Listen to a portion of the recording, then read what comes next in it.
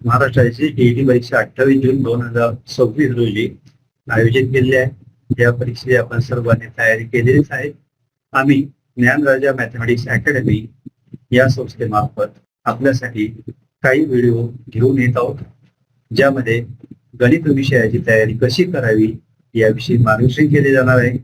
त्यासाठी आपण ज्ञानराजा mathematics academy या यूट्यूब चॅनलला भेट द्या, सबस्क्राईब करा आणि बेल आयकॉन जरूर दाबा, की जेणेकरून आपल्याला यापुढे येणाऱ्या व्हिडिओची लिंक तात्काळ उपलब्ध होईल। आपल्या सर्वांना परीक्षेसाठी शुभेच्छा। नमस्कार विद्यार्थी मित्रांनो, आजच्या व्हिडिओमध्ये आपण महाटीईटी 2024 या वर्षी विचारलेल्या क्वेश्चन पेपर्स मधील मॅथ्सचे प्रॉब्लेम सोडवणार आहोत। क्वेश्चन पेपरचा पॅटर्न खालीलप्रमाणे असतो। त्यात 150 प्रश्नांपैकी पहिले 1 ते 30 प्रश्न मराठीसाठी, इंग्रजीसाठी 31 ते 60 प्रश्न, बालमानसशास्त्र आणि अध्यापनशास्त्रामध्ये 61 ते 90 प्रश्न, गणितासाठी 91 ते 120 आणि परिसर अभ्यासासाठी 121 ते 150 प्रश्न असतात। आपण या व्हिडिओमध्ये गणिताचे प्रश्न सोडवण्याचा प्रयत्न करू। प्रश्न आहे m वजा d गुणिले x भागिले l बरोबर किती? ऑप्शन्स आहेत c, d, l आणि m। विद्यार्थी मित्रांनो, हा प्रश्न रोमन अंकावर आधारित आहे।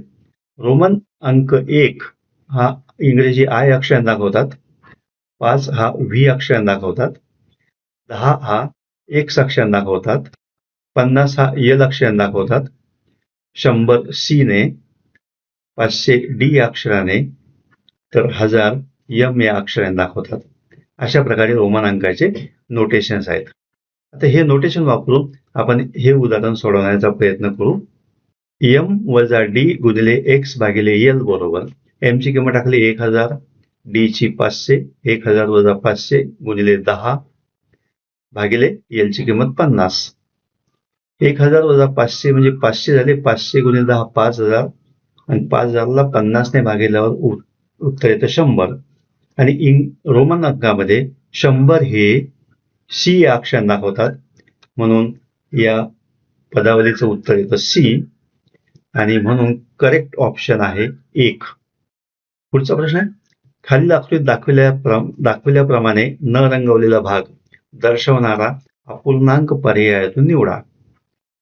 चित्र दिले आणि पर्याय दिले 3/7, 1/4, 3/4 आणि 2/9। विद्यार्थी मित्रांनो, ही जी फिगर आहे, या फिगर मध्ये सारखे असे त्रिकोणाकृती भाग दाखवलेले आहेत। या त्रिकोणाकृती हे एकूण किती भाग आहेत आपण आधी मोजूया, कारण अपूर्णांक आपल्याला ठरवायचा आहे। अपूर्णांक म्हणजे न रंगवलेले भाग भागिले एकूण भाग, असा अपूर्णांक तयार होईल तो। तर त्यासाठी आपण एकूण भाग मोजूया। 1, 2, 3, 4, 5, 6, 7, 8 आणि 9। एकूण भाग आहेत 9 आणि न रंगवलेले भाग त्यातले आहेत 2। आणि आपल्याला पाहिजे असलेला अपूर्णांक म्हणजे न रंगवलेले भाग भागिले एकूण भाग, तो येतो 2/9 म्हणजे 2/9। म्हणून आपलं उत्तर आहे पर्याय क्रमांक 4। पुढचा प्रश्न आहे, एका रस्त्याची लांबी 2 किलोमीटर 560 मीटर आहे। त्या रस्त्याच्या कडेने प्रत्येकी 6.4 मीटर अंतरावर झाडे लावायची आहेत। तर रस्त्याच्या दुतर्फा लावण्यासाठी जास्तीत जास्त किती झाडे लागतील? तर आपण रस्त्याची लांबी इथे किलोमीटर मध्ये दिलेली आहे आणि झाडांमध्ये अंतर मीटर मध्ये दिले आहे, म्हणून आपल्याला एकक समान करावं लागेल। त्यासाठी आपण रस्त्याची लांबी किलोमीटर मधून मीटर मध्ये करून घेऊया। किलोमीटर मधून मीटर मध्ये बदल करताना आपल्याला त्या संख्येला 1000 ने गुणावं लागतं, म्हणून रस्त्याची लांबी 2.560 गुणिले 1000, ते येतं 2560 मीटर। रस्त्याची लांबी 2560 मीटर।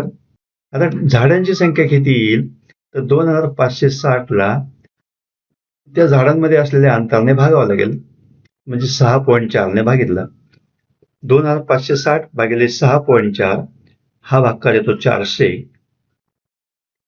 आणि त्याच्यात सुरुवातीचे एक झाड असणार आहे, कारण पहिल्या झाडापासून आपण अंतर मोजणार आहे, म्हणून सुरुवातीचे एक झाड आणि त्याच्या पुढे ही 400 झाडं म्हणजे एकूण 401 झाडे रस्त्याच्या एका बाजूला येतील.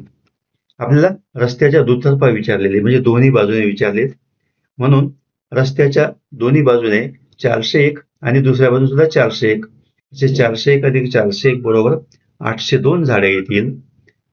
म्हणून पर्याय क्रमांक 2 हा बरोबर आहे. खालीलपैकी सत्य विधानासाठी योग्य पर्याय कोणता?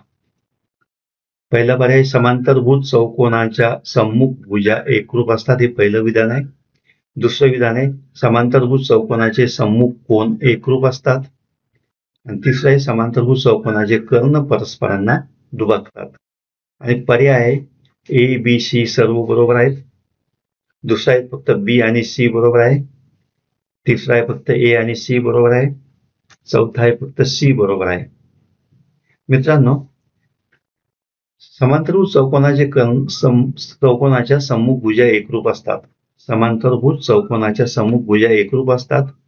समांतरभुज चौकोनाचे सम्मुख कोन एकरूप असतात आणि समांतरभुज चौकोनाचे कर्ण परस्परांना दुभागतात.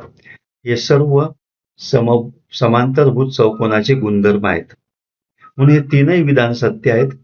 म्हणून पर्याय क्रमांक 1 बरोबर आहे. खालील आकृतीत, पुढचा प्रश्न आहे, खालील आकृतीतील घडणीपासून षटकोनी चिती तयार केल्यास, खालील आकृतीतील घडणीपासून षटकोनी चिती तयार केल्यास त्यातील समोरासमोरील पृष्ठांवरील अक्षरांची चुकीची जोडी कोणती? हे चित्र दिले, याची षटकोनी चिती तयार करायची आहे. म्हणजे ए फोल्ड होईल, एच फोल्ड होईल, नंतर एफ पासून फोल्ड करून आपल्याला षटकोन तयार करायचा आहे. तर यातील चुकीची जोडी कोणती? मित्रांनो, याची षटकोनी चिती जर तयार केली तर ए फोल्ड केल्यानंतर हा खालचा एच त्याच्या समोरचा पृष्ठभाग येतो, ए आणि एच समोरासमोर येतात. सी आणि डी हे समोरासमोर येतात, म्हणजे सी बरोबर पर्याय कोणता आहे? डी. आणि आपल्याला इथे दिले सी बरोबर पर्याय ई दिला आहे, तर सी बरोबर पर्याय ई होऊ शकत नाही, तो त्याच्या समोर येऊ शकत नाही. म्हणून सी ई ही जोडी चुकीची आहे. बी समोर जी येईल आणि एफ समोर ई येईल. म्हणून पर्याय क्रमांक 3 सी ई ही चुकीची जोडी आहे.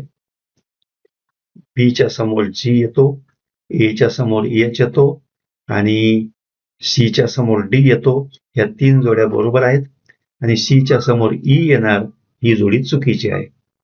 96वा प्रश्न, 60 सेमी बाजू असणाऱ्या घनाकृती लाकडी पेटीस बाहेरून खालचा पृष्ठभाग वगळून रंग देण्यासाठी ₹30 प्रति चौरस मीटर दराने किती रुपये खर्च येईल? पर्याय 1 ₹54, 2 ₹60, 3 ₹90 आणि 4 ₹45. आपल्या यात आधी त्याचा पृष्ठफळ काढून घ्यावा लागेल, सरफेस एरिया. तर त्या सरफेस एरिया काढण्यासाठी इथे बाजू सेंटीमीटर दिले आणि दर आहे तो मीटर मध्ये आहे, म्हणून आपण सेंटीमीटरचे मीटर करूया. त्या क्यूबची लांबी आहे 60 सेंटीमीटर. आता सेंटीमीटरचे मीटर करताना त्याला 0.01 ने गुणावं लागतं किंवा 100 ने भागावं लागतं.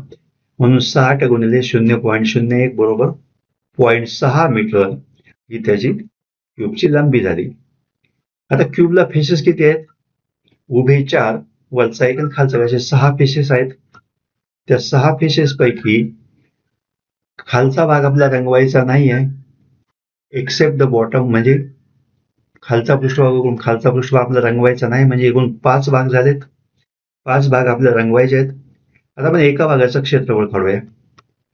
एका भागाचं क्षेत्रफळ म्हणजे लांबी गुणिले रुंदी, लांबी आणि रुंदी सारखीच असल्यामुळे 0.6 गुणिले 0.6, 0.6 गुणिले 0.6 येतात 0.36 मीटर वर्ग, 0.36 मीटर वर्ग, 0.36 मीटर स्क्वेअर. आणि अशा प्रकारे 5 भागांचा क्षेत्रफळ येईल 0.36 गुणिले 5. 0.36 ला 5 ने गुणलं तर उत्तर येतं 1.8 मीटर स्क्वेअर, मीटर वर्ग. आणि त्याची कॉस्ट येईल 1.8 गुणिले 30, कारण 30 रुपये प्रति स्क्वेअर फुटला भाव आहे. 1.8 गुणिले 30 ते उत्तर येतं 54. म्हणून पर्याय क्रमांक 1 बरोबर आहे. 97 प्रमाणे 50 मीटर लांब व 30 मीटर रुंदी असणाऱ्या आयताकृती बागेच्या बाहेरील बाजूने 5 मीटर रुंदीचा रस्ता केल्यास रस्त्याच्या जागेचे क्षेत्रफळ किती होईल? पहिला पर्याय 800 चौरस मीटर, दुसरा 475 चौरस मीटर, तिसरा 950 चौरस मीटर आणि चौथा 900 चौरस मीटर. ही आयताकृती बाग आहे. आयताकृती बागेची लांबी 50 मीटर आहे, रुंदी 30 मीटर आहे. याच्या भोवती रस्ता करायचा आपल्याला 5 मीटर लांबीचा, 5 मीटर रुंदीचा. 50 मीटर लांब आणि 30 मीटर रुंद आयताकृती बागेचं क्षेत्रफळ होईल 50 गुणिले 30 बरोबर 1500 मीटर वर्ग. आपल्या बागेच्या चारी बाजूने रस्ता तयार करायचा आहे, म्हणून आपण त्या रस्त्यासहित बागेचं क्षेत्रफळ काढूया. त्यासाठी बागेची रुंदी वरच्या बाजूने इकडे 5 मीटर रुंद होईल आणि इकडे 5 मीटर, म्हणजे रुंदी, नवीन रुंदी काय होईल रस्त्यासहित 30 अधिक 5 अधिक 5, नवीन रुंदी होईल 40 आणि लांबी होईल इकडे 5 मीटर रस्ता वाढेल, इकडे 5 मीटर म्हणजे 10 मीटर वाढेल आणि 50 मीटर आधीची रुंदी आहे ती रुंदी होईल 60. म्हणून रस्त्यासहित बागेचं क्षेत्रफळ येईल 60 गुणिले 40. 60 गुणिले 40 तर 2400 मीटर वर्ग. आता या एकूण क्षेत्रफळातून जर बागेचं क्षेत्रफळ वजा केलं आपल्याला रस्त्याचं क्षेत्रफळ मिळेल, म्हणून ते रस्त्याचं क्षेत्रफळ येतं 2400 वजा 1500 बरोबर 900 मीटर वर्ग, म्हणजे 900 चौरस मीटर. हा पर्याय बरोबर आहे, पर्याय क्रमांक 4. 98 प्रॉब्लेम आहे.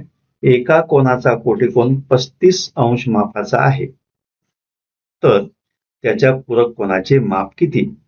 पर्याय आहेत. पहिला 55 अंश, दुसरा 135 अंश, तिसरा 120 अंश आणि चौथा 125 अंश. तर आपला नियम माहिती आहे, कोटिकोनांची बेरीज 90 अंश असते आणि पूरक कोनांची बेरीज 180 अंश असते. आता एका कोनाचा कोटिकोन 35 मापाचा आहे, म्हणजे त्या कोनाचं माप किती येईल 90 वजा 35.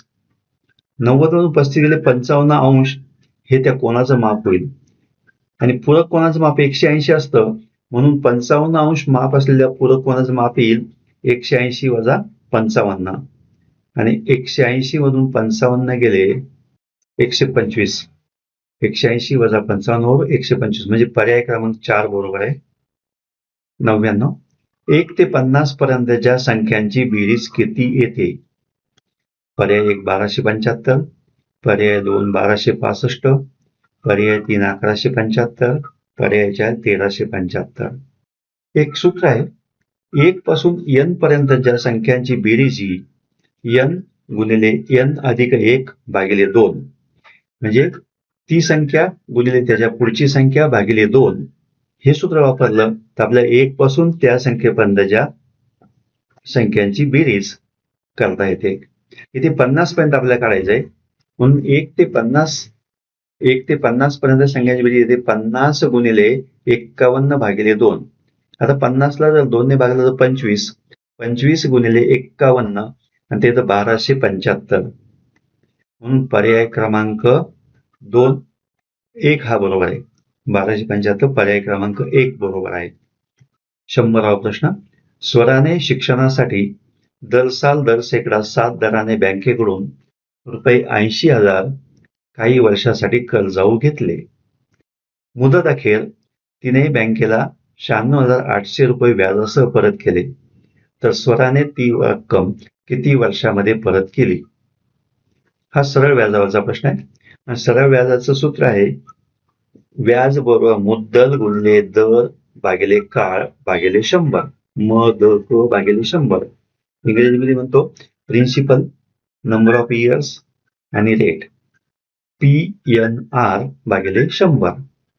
इथे आणि व्याज असतं amount minus principal. Interest is amount minus principal, म्हणजे व्याज काढतो आपण रास वजा मुद्दल. इथे रास आहे 96,800, तिने व्याजासहित परत केले म्हणजे ती रास झाली. त्या 96,800 मधून 80,000 वजा केले तर 16,800 हे व्याज स्वतःने भरलेलं आहे. आता ह्या किमती आपण सरळ व्याज सूत्र टाकल्यात. 16,800 बरोबर पी 80,000 एन आपल्याला काढायचा आहे आणि 7 दर होता तो 7 भागिले 100. आता हा एन ठेवून बाकीचे आपण जर पक्षांतर केलं तर 16,800 हे 80,000 वरचे 2 शून्य आणि 100 वरचे 2 शून्य कॅन्सल होऊन फक्त 800 राहतील. तर ते 800 इकडे पक्षांतर केले भागिले होतील ते आणि 7 सुद्धा भागिले होतील. म्हणजे एन बरोबर 16,800 भागिले 800 गुणिले 7 आणि हे आपण सोडवल्यानंतर ते उत्तर येतं 3. एन बरोबर 3. म्हणजे 3 वर्षात त्यांनी ती रक्कम परत केलेली आहे. उत्तर पर्याय 2 नंबरचा पर्याय बरोबर आहे.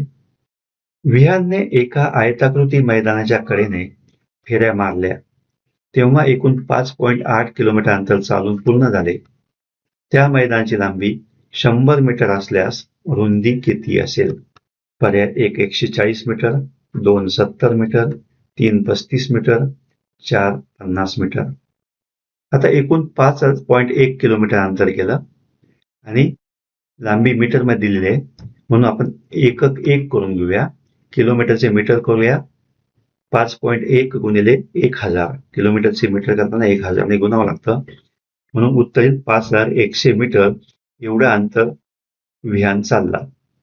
त्यानंतर 15 फेऱ्यामध्ये चालला म्हणजे एका फेरीमध्ये तो त्या आयताची परिमिती पूर्ण करतो.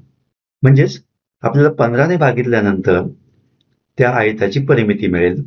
5100 भागिले 15 15 अधिक 45 6 उरले 15 चौक 60 आणि 0 340. त्या आयताची परिमिती आली 340.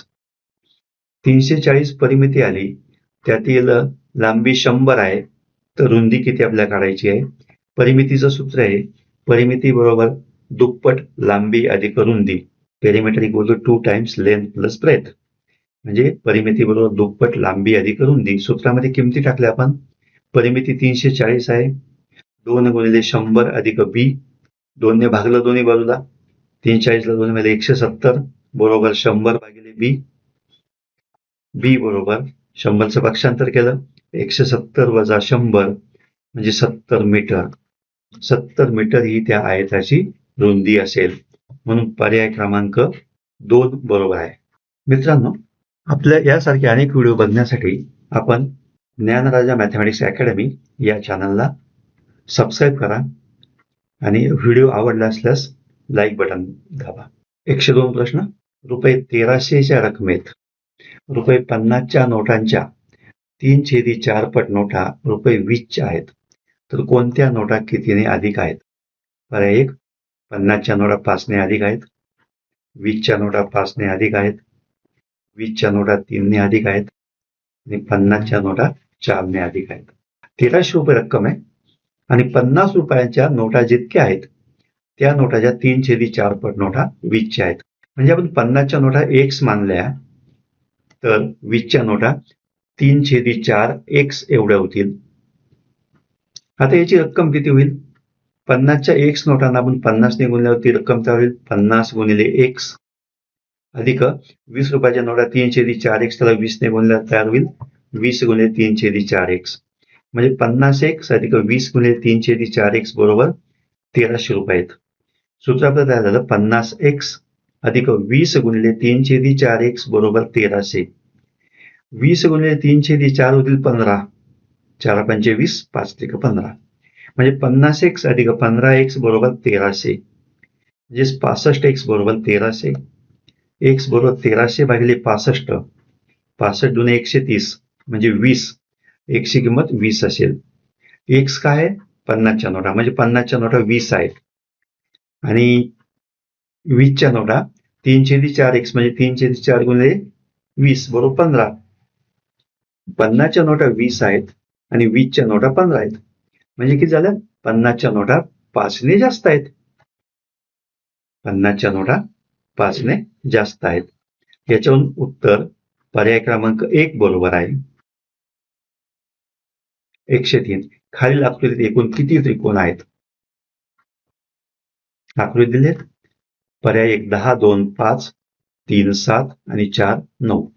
आता आपण यांना जर नंबर देऊन घेतले वरून नंबर देतो आपण 1 2, 3, 4, 5.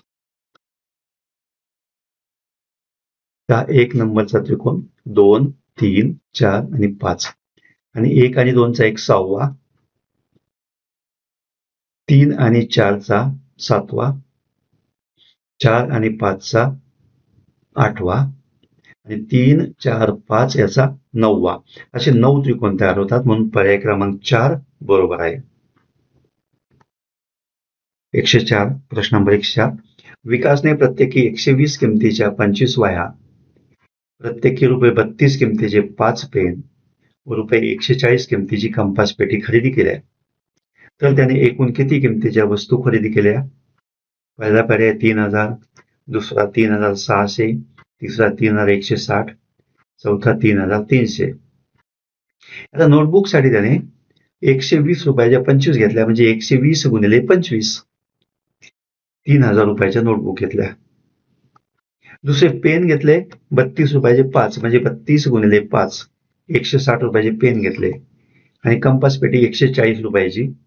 त्या तिघांची बेरीज केली तर ती येते 3300 रुपये, म्हणजे त्याने एकूण 3300 रुपयाच्या वस्तू खरेदी केल्या, म्हणून पर्याय 4 बरोबर आहे.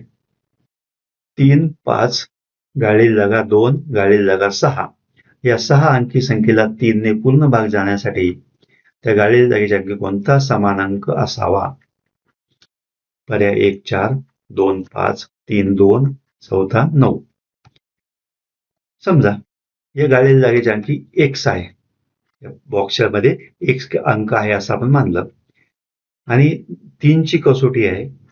जर दिलेल्या सर्व अंकांच्या बेरजेला 3 ने भाग गेला तर त्या संख्येला 3 ने भाग जातो, म्हणून आपण त्या अंकांची बेरीज करू. 3 अधिक 5 अधिक x अधिक 2 अधिक x अधिक 6, आणि हे सगळे केलं तर x आणि x 2x, 3 आणि 5 8 आणि 2 10 आणि 6 16, म्हणजे सम ऑफ डिजिट आहे 2x अधिक 16. आता इथे x च्या जागी कोणता अंक टाकला म्हणजे याला 3 ने भाग जाईल, तर 16 x जागी जर आपण समजा 2 टाकला तर 16 आणि 4 20 होतात, त्याला 2 ने भाग जात नाही. 5 टाकला तर 2 म्हणजे 10, 10 आणि 16 26, त्याला 3 ने भाग जात नाही. 9 टाकला, 9 दुने 18 आणि 16 34, त्याला 3 ने भाग जात नाही. 4 टाकला, 4 दुने 8, 8 आणि 16 24, 24 ला 3 ने भाग जातो, म्हणून आपल्याला 2x च्या जागी, म्हणजे इथे x च्या जागी आपल्याला 4 टाकावं लागेल, x च्या जागी 4 टाकावं लागेल, म्हणून पर्याय क्रमांक 1 बरोबर आहे. मित्रांनो, आपल्याला व्हिडिओ आवडला असल्यास लाईक करा आणि हे चॅनल सबस्क्राईब करा, जेणेकरून आपल्याला या पुढील व्हिडिओची लिंक ऑटोमॅटिक अपलोड झालेल्या मिळत राहील. 2.5 लिटर पेट्रोलमध्ये एक मोटरसायकल 162.5 किलोमीटर अंतर जाते, तर 455 किलोमीटर अंतर जाण्यासाठी किती लिटर पेट्रोल लागेल? पर्याय 1 8 litre, 2 7.5 litre, 3 7 litre, 4 6.5 litre. 162.5 kilometre मध्ये 2.5 लिटर मध्ये 162.5 किलोमीटर जाते गाडी, तर 1 लिटर मध्ये किती जाईल हे आपण काढू. त्यासाठी 162.5 याला 2.5 ने भागूया. 162.5 भागिले 2.5, दशांश स्थळ जर सरकवलं तर ते 1625 भागिले 25, दशांश स्थळ उजवीकडे अंश स्थान छेदस्थान सरकवू आपण. तर 25 ने जर 1625 भागिले तर 25 सक 150, 6 12 उरतात, 125 राहिले, 25 5 125, म्हणजे 65 किलोमीटर ती 1 लिटर मध्ये जाते. आता 455 किलोमीटर जाण्यासाठी किती लिटर लागेल ते काढण्यासाठी आपण 455 ला 65 ने भागूया. 455 भागिले 65, आता ते 5 ने जर भाग दिला तर 5 9 45 आणि 5 1 5 91 अंश सांगितलं, आणि 5 1 5 1 उरला, 5 1 15 13, 91 भागिले 13.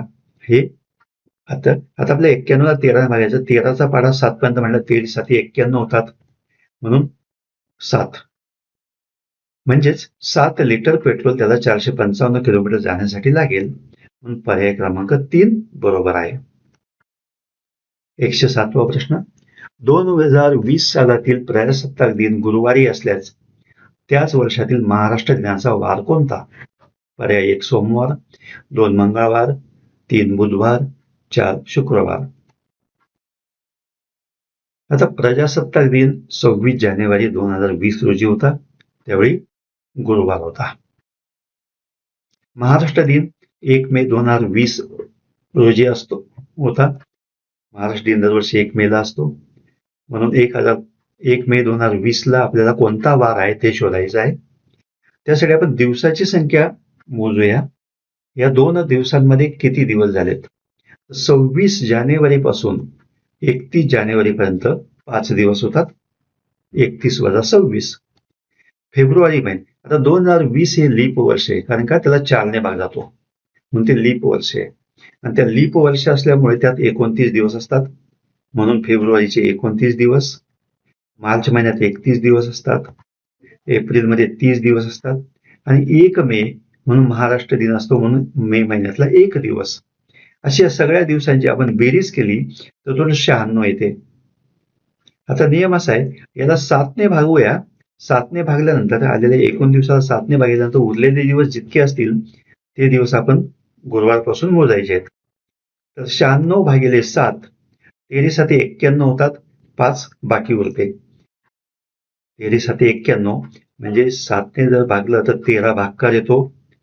91 96 ने 91 गेले 5 बाकी राहते, आणि 5 बाकी राहते, म्हणून आपण गुरुवारपासून 5 दिवस मोजूया. गुरुवारपासून 5 दिवस शुक्रवार, शनिवार, रविवार, सोमवार, मंगळवार. म्हणजे महाराष्ट्र दिनाच्या दिवशी 1 मेच्या दिवशी मंगळवार असेल.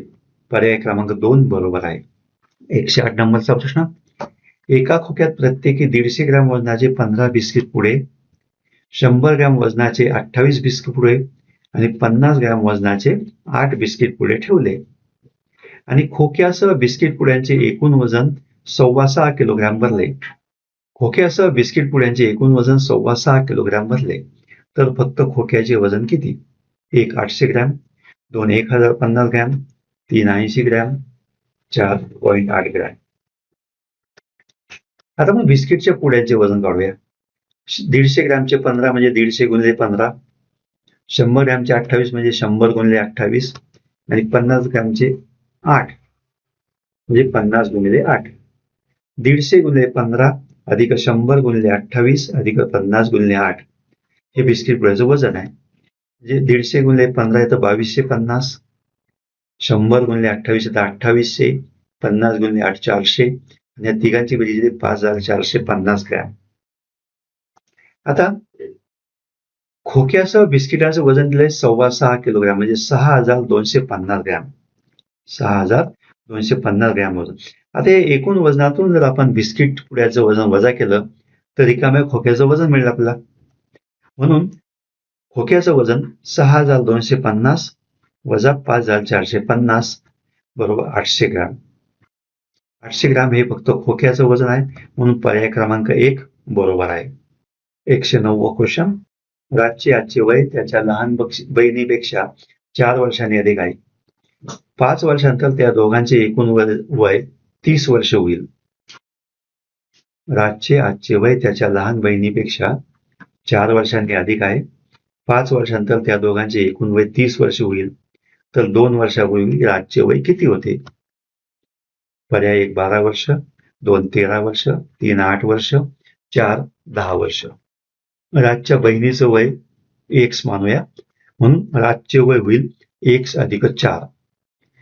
बहिणीचं आजचं वय x मानल्यानंतर राज 4 वर्षांनी मोठा आहे, म्हणून राजचे वय x अधिक 4 होईल. 5 वर्षांनंतर त्यांच्या वयाची बेरीज दिली, म्हणून 5 वर्षांनंतर राजच्या बहिणीचं वय होईल x अधिक 5, आणि राजचं होईल x अधिक 4 अधिक 5 म्हणजे x अधिक 9 वर्ष होईल, आणि त्या वयांची बेरीज येते 30 वर्ष. म्हणजे x अधिक 5 अधिक x अधिक 9 बरोबर 30, म्हणजे 2x अधिक 14 बरोबर 30. 2x बरोबर 14 वजा 30 बरोबर 16, म्हणजे x बरोबर 16 भागिले 2 बरोबर 8. म्हणजे राजच्या बहिणीचं वय 8 वर्ष आहे, आणि राजचं वय 12 वर्ष आहे. राजचं आजचं वय 12 वर्ष आहे. आपल्या 2 वर्षापूर्वीचं विचारलंय, म्हणजे 12 म्हणून 2 कमी करावं लागतील. 12 वजा 2 10 वर्ष होतात, म्हणून पर्याय क्रमांक 4 बरोबर आहे. 110. आज शाळेच्या पटावरील 400 विद्यार्थ्यांपैकी 340 विद्यार्थी हजर आहेत, तर शेकडा किती विद्यार्थी गैरहजर आहेत? पर्याय 1 85, पर्याय 2 20, पर्याय 3 15, पर्याय 4 25. 400 विद्यार्थ्यांपैकी 340 विद्यार्थी हजर आहेत, तर शेकडा किती विद्यार्थी गैरहजर विचारलेले आहेत. टोटल स्टुडंट 400 आहेत, 340 हजर आहेत, म्हणजे आपल्याला गैरहजर विद्यार्थी काढावे लागतील. 400 म्हणून 340 वजा केले 60 विद्यार्थी गैरहजर आहेत. 60 विद्यार्थी गैरहजर आहेत. आपल्याला शेकडा प्रमाणे विचारलंय. 60 विद्यार्थी 400 विद्यार्थ्यांमध्ये गैरहजर आहेत, म्हणून शेकडा प्रमाणे येईल 60 भागिले 400 गुणिले 100. 100 वरचे 2 शून्य, 400 वरचे 2 शून्य गेले तर 60 भागिले 4. 60 ला 4 ने भागल्यावर भागाकार येतो 15. म्हणजे 15% विद्यार्थी शेकडा 15% विद्यार्थी गैरहजर आहेत, म्हणून पर्याय क्रमांक 3 बरोबर आहे. एक वस्तू रुपये 560 ला विकल्याने जितका तोटा होतो, त्याच्या तिप्पट नफा ती वस्तू 640 रुपयाला विकल्याने होतो. तर वस्तूची मूळची खरेदी किंमत किती? पर्याय 1 रुपये 590, 2 580, 3 600, 4 620. वस्तूची खरेदी किंमत आपण काढायची आहे, ती एक्स मानूया. वस्तूची खरेदी किंमत एक्स मानली तर तोटा बरोबर विक्री किंमत वजा खरेदी किंमत वजा विक्री किंमत. तोटा बरोबर खरेदी किंमत वजा विक्री किंमत. Purchase price minus selling price equal to loss. तो येतो एक्स वजा 560. तोटा झाला एक्स वजा 560. नफा होतो विक्री किंमत वजा खरेदी किंमत. तो येतो 640 वजा एक्स. आता सूत्र येईल आपला, टोटल नफा जो होतो तो तोट्याच्या तिप्पट होतो, म्हणजे 3 गुणिले तोटा बरोबर नफा. 3 into loss equal to profit. 3 गुणिले लॉस झाला एक्स वजा 560 बरोबर 640 वजा एक्स. सोडवलं आपण 3x वजा 3 ने 560 ला गुणलं 1680 बरोबर 640 वजा एक्स. एक्स पक्षांतर करू, 1680 पक्षांतर करू. 3x अधिक x बरोबर 640 अधिक 1680 म्हणजे 2320. म्हणजे 4x बरोबर 2320. म्हणून x बरोबर 2320 ला 4 ने भागलं, 4 पंचे 20, 3 उरले 32, 4 आठे 32 आणि हा शून्य 580. x बरोबर 580, म्हणजे वस्तूची खरेदी किंमत 580 रुपये होती. हेच आपल्याला दुसऱ्या मेथडने सुद्धा बघत होतं.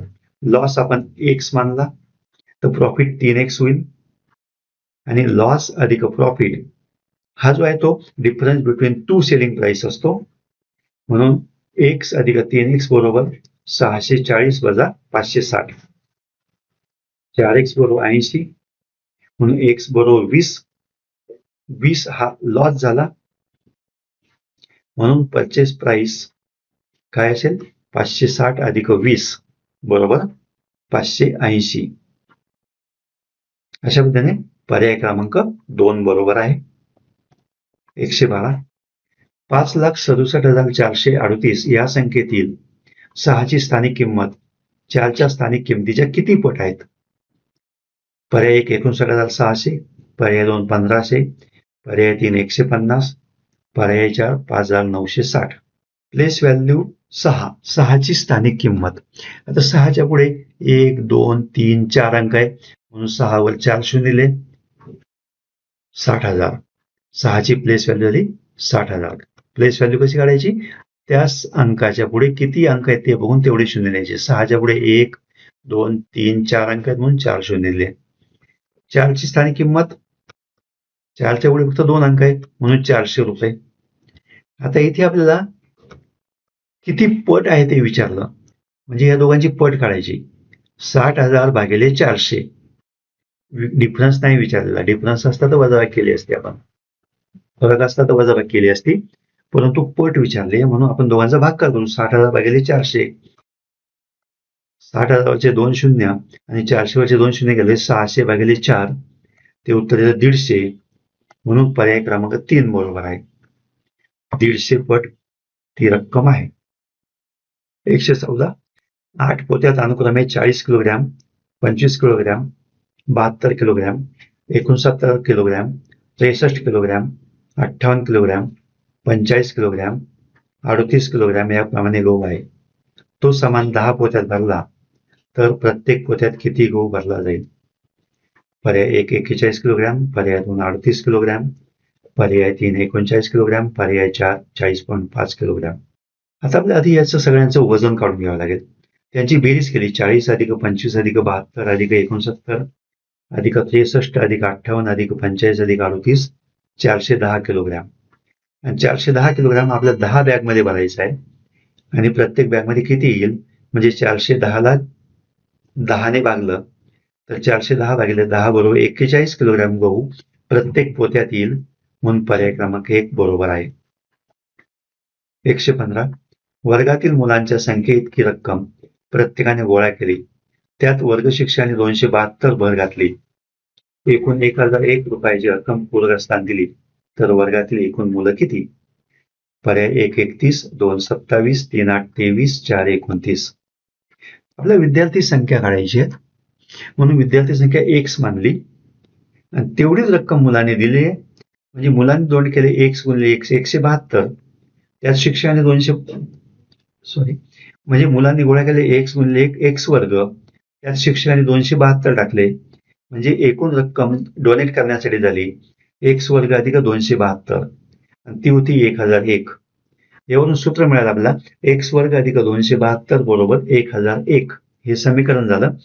हे समीकरण सोडवण्यासाठी आपण 272चं पक्षांतर केलं तर x वर्ग बरोबर 1001 वजा 272.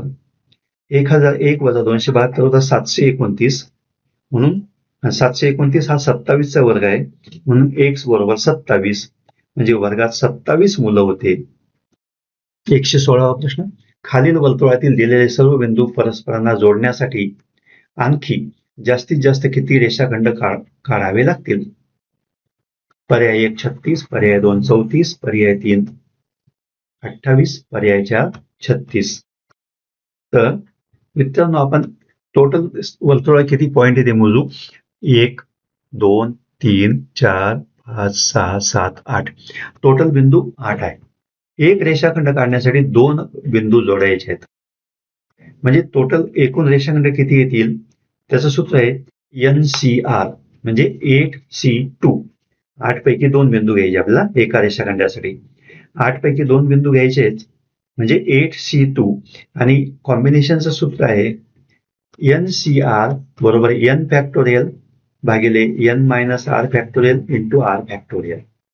तर ते येतं 8 फॅक्टोरियल भागिले 2 फॅक्टोरियल गुणिले 6 फॅक्टोरियल. आता 8 फॅक्टोरियलची फोड करू आपण. 8 फॅक्टोरियलची फोड 8 गुणिले 7 गुणिले 6 फॅक्टोरियल भागिले 2 गुणिले 6 फॅक्टोरियल. 6 फॅक्टोरियल कॅन्सल होतील. 8 गुणिले 7 भागिले 2 राहिले. 2 चोक 8 झाले म्हणजे 4 7 28. टोटल 28 रेषाखंड आपल्याला काढायचे आहेत. त्यातले 2 ऑलरेडी चित्रामध्ये दिलेले आहेत. म्हणजे 28 वजा 2 बरोबर 26 आपल्याला आणखी वाढीव काढावे लागतील. म्हणून पर्याय क्रमांक 4 बरोबर आहे.